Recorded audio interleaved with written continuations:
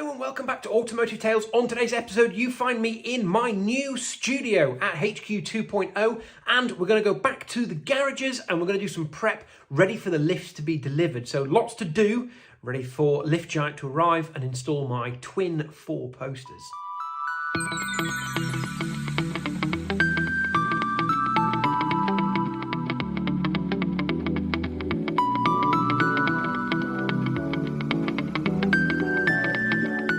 So a little quick update on what we're going to do with workbenches in the new garage. So we just had this lot dropped off. So this is an old kitchen. It's actually fourth hand, believe it or not. It's been 2 kitchens and it's been somebody else's workbench. But actually it's in really pretty fine fettle and it's got these nice quick release doors. We've got all the doors to go on and we've got, what's that, 11 meters of worktop over here. And there's 8 of these cabinets because there's another one just over here. So yeah, this is going to be my new workbench. How epic is that? Nothing like giving something a second life, or in this case, a 4th life. Okay, I am back in the garage, and as you can now see, we have lights. So we've got 4 lights over here in this bit, which is going to be where the workshop is. And currently there's 2 lights in what's going to be the storage area. I intend to do the same thing with lights up on the rafters. Where is he? Over there. On the other side. But I'd quite like to do something with that end wall. Maybe I'm going to plaster that wall. Or put some plasterboard over it, tidy it up a little bit. So I don't want to run the wiring along that wall, which is where it's going to go, until I've done all that. So I've kind of set it up now. So I've got the lights down the middle. So it doesn't matter whether the car's up or down. I should be able to get plenty of light in there. And I've got a little junction box on the beam. Where is he? Just there, which will allow me to run the power through for the other half when I do it. What I didn't want to do was put lights on this back wall, which was my first temptation. So you can see the long run, the top bit of wiring there. That's where I was going to put a light. But then I realised when you're backing in or driving forward in to the workshop, it's kind of right in your eyes. It might make manoeuvring cars difficult. It might make it difficult to see the pillars and the door frames and things. So that's all on the lighting. And it's all actually on switches as now. Where am I? Excellent.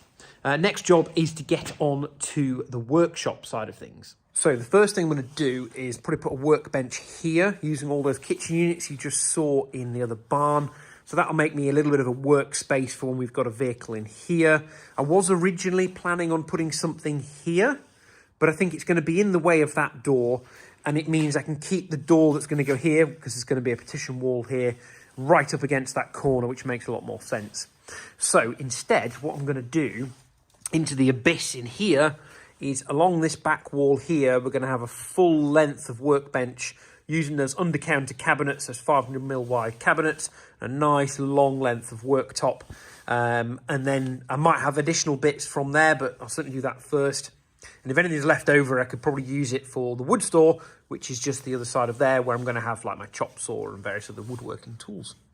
So while things are going a little bit slowly, all in all, we are making some progress. Next thing is the lifts and dealing with the ramp access. So at the moment, we've got a couple of tons of MOT down here, which we've been slowly compacting. We're going to actually get a proper compactor in tomorrow and pack all of that down a little bit more. 2 tons isn't going to cut it, so we're probably going to get a 3rd ton, possibly a 4th ton. And this is only a temporary fix, by the way. I'm well aware this won't last very long. But to get a proper ramp access, we're going to have to redo all of the driveway out here where Pass is sitting, and that's quite a big job. So we're going to live with it for now, and that's probably a sort of autumn, winter job next year. Once we've got the doors on, we know what's going on with this a little bit more. Rightio, well, it has been a while since I've been in the workshop, but I am back in here, and as you can see, I have cleared up all of the floor. It was covered in leaves and stuff that have blown in because we still haven't got the doors on, and lots of brick dust from cutting these doorways over here. So I've been in, cleaned up, and as you can see, the lights are all on, as I showed you before, but the most important thing, rather than just being plugged in through here, which is how I was testing them before, I've actually done a first pass of wiring up the fuse box. Now, before anybody jumps in the comments and tells me, look, I can see bare wires and that earth isn't cheese and everything else, don't worry, that's just a temporary fix. It's going to get tidied up a lot more. I need to replace some of these really, what do you call them? the trip switch fuse thingy me job, whatever those are called, because this one isn't the correct one. It doesn't sit level with the others, and I need a 32 amp rather than 16 amp, but it's there just to kind of test all of the system works. And while we're on the subject of testing, I needed to test whether I could put a workbench where I thought I was going to put it. So, put Pass to good use. Pass has been sat outside for probably 4, maybe 5 weeks. Started first time. No doubts whatsoever that it would. Although I am going to put the battery on trickle charge now I've got power in the workshop. But the important thing is whether this little workbench right here was in the right place or not. So, given there is going to be a wall here underneath this beam to separate storage of cars and working on cars, the Picasso is probably about as far over as you want to be. You'll still be able to open the passenger side door, etc. Which means that's about the extent of the space on this side. So my intention was to use these kitchen units here, sort of pair of 600 wide, and they're about 600 deep, or just less than. But even, and you had a worktop on top of that, it's a little bit wider again. You're not going to be able to get past the car, or if the car's any further forward, open the door properly. And it doesn't really help matters that I've got other stuff here. This won't be here when there are cars in the workshop. So the car will probably be even further forward, which means this is even more of a problem. So scratch that idea. I had thought about putting workbenches here, but there's a doorway that I'm standing in here that it would sort of be in the way in. So I think all of the workbenches are probably going to have to be in what is going to be the actual workshop there. And then for this space, I need to look for something that's a little bit shallower, almost like a little breakfast bar maybe underneath here. I've got some worktop, I just maybe want to have cupboards underneath.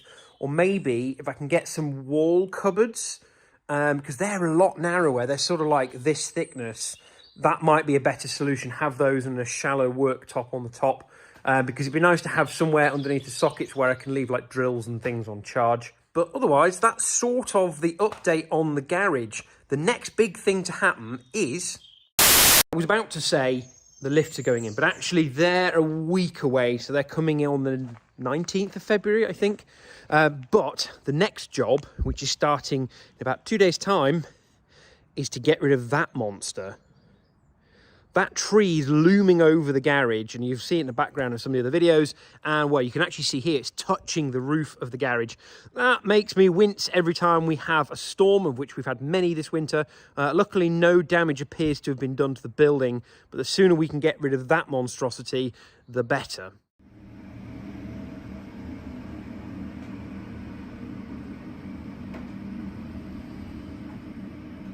Okay, so the cavalry is here. We've got about 8 different people working around the garden with chainsaws and some pretty cool machinery.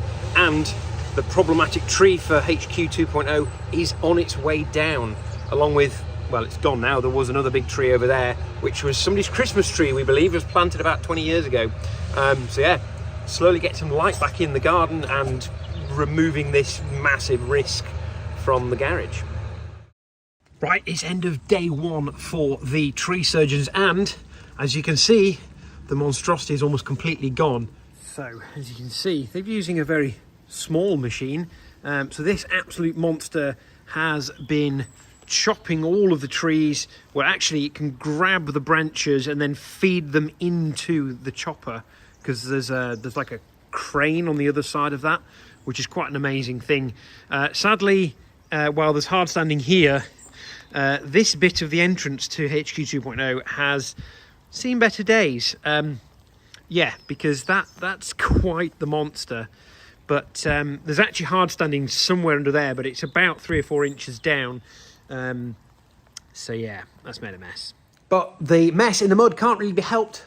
What can be helped is eventually me getting rid of the ivy off here, but you can already see how much light is coming through here. So it is getting quite dark now, but what little light is really sort of flooding in, and it'll be a bit better up there once they've got the last bits of the tree. It's a bit close to the building for using the big machine, so that's going to come down by hand tomorrow. And as you can see, that makes a massive difference. They were absolute giants. So we've left obviously some there to give our neighbours some privacy and us some privacy, and there's a whole lot of stuff there still to be chipped, but you can see the amount of wood I'm left with.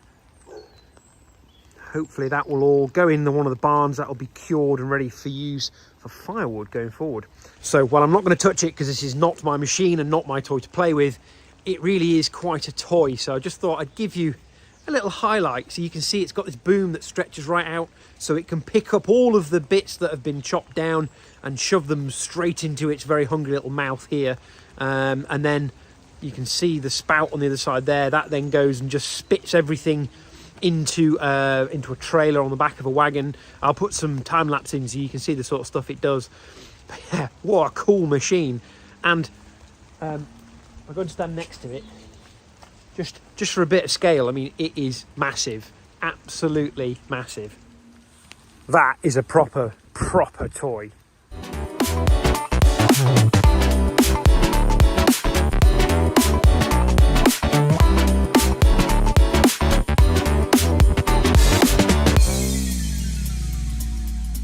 Don't forget to like, comment, share, and subscribe. Thank you for watching.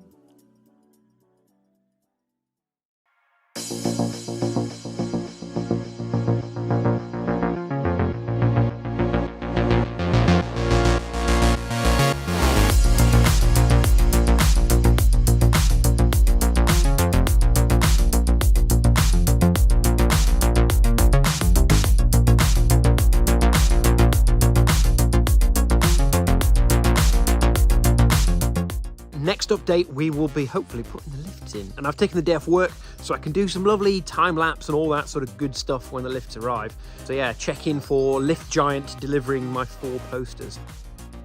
Oh, and I promise we are doing something with Pass. As you've probably seen, there's a sill to go on to get it through an MOT because rusty.